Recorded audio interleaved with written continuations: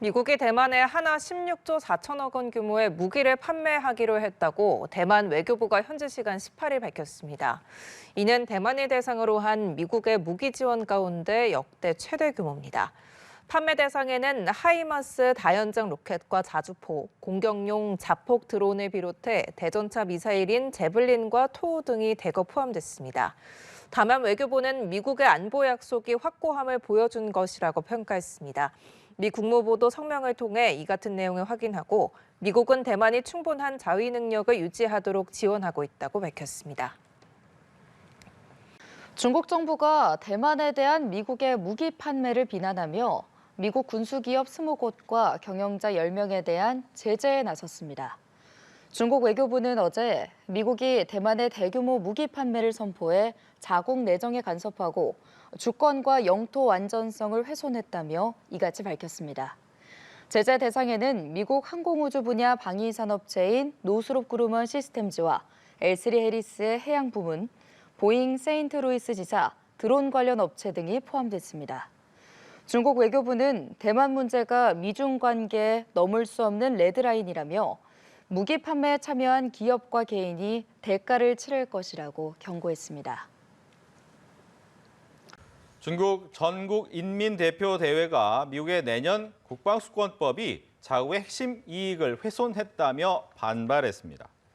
현지 시간 26일 전인대 외사위원회 쉬둥 대변인은 성명을 통해 해당 법안은 중국 내정에 거칠게 개입해 중국의 핵심 이익을 훼손하고 있다며 강한 불만과 단호한 반대를 표명한다고 밝혔습니다.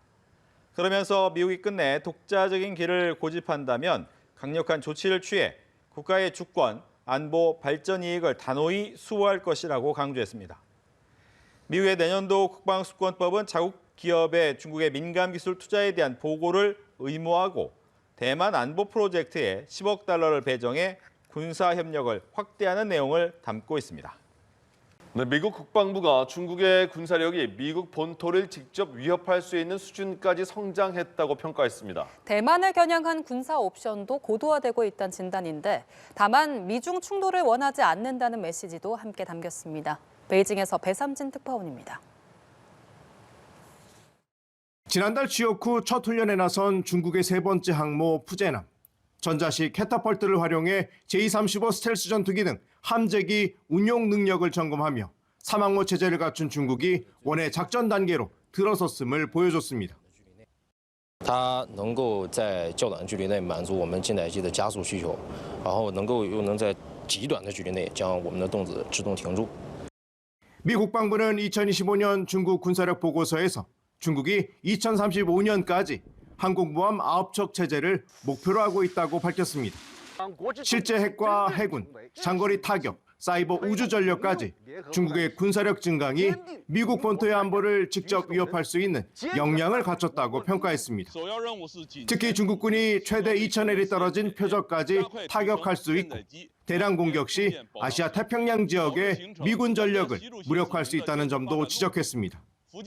대만을 둘러싼 군사 옵션도 구체화됐습니다. 2027년까지 대만을 상대로 전략적인 결정적 승리를 거둘 수 있는 역량 확보를 목표로 복수의 군사 시나리오를 개량했고 지난해 실제 훈련으로 일부를 검증했다고 밝혔습니다. 일본은 중국이 투명성을 결여한 채 군사력을 빠르게 증강시키고 있다고 꼬집었습니다. 政府としましては我が国周辺の軍事動向に対して強い関心を持って注視をしながら冷静かつ毅然と対応していく考えであります。 올해 중국 군사력 보고서 분량은 작년 대비 절반 수준으로 줄이면서 미중 관계 안정과 소통 확대도 강조했습니다. 미 국방부가 중국의 군사 위협을 분명히 하면서도 충돌 관리 메시지를 병행한 만큼 미중 간 전략 경쟁은 긴장과 관리가 동시에 이뤄질 전망입니다. 베이징의 사람뉴스TV 배삼진입니다. 최근 중국 공산당 기관지 인민일보는 한면 전체를 한국 관련 기사로 채웠습니다. 상단에는 다이빙 주한 중국 대사의 기고문이 실렸는데 바람이 불면 돛을 올릴 때라며 한중 관계를 새로운 출발점으로 규정했습니다. 글로벌 타임즈도 한국 재계 총수들의 방중 계획을 거론하며 중국과의 경제 협력이 한국의 불가피한 선택이라는 논조를 폈습니다. 이재명 대통령의 방중이 추진되는 상황에서 중국이 정상외교와 경제협력을 전면에 내세워 분위기 조성에 나선 겁니다. 人民政府正在调整它的这个外交战略啊，就从韩日中改成了韩中日啊，有中国的在韩国当中的外交优先地位有所提升。那么这是一个新动态。 안보 사안에서는 정반대의 태도를 보이고 있습니다. 한미가 한국의 핵 추진 협의를 본격화하자 중국 관영 매체와 군사 전문가들은 이를 오커스와 같은 위험한 선례로 규정한 겁니다. 비약산 체제를 훼손하고 동북아 군비 경쟁을 부추긴다며 비판 수위를 끌어올렸습니다.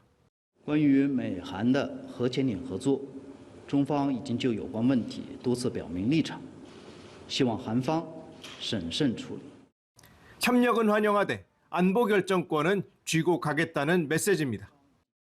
미중 전략 경쟁이 격화되는 가운데 최근 트럼프 대통령까지 중국 견제용 이른바 황금 함대를 띄운 상황이어서 중국이 한국을 상대로 협력과 압박을 병행하는 투트랙 전략을 유지할 것이란 관측이 나옵니다. 베이징의 사람뉴스 TV 배삼진입니다.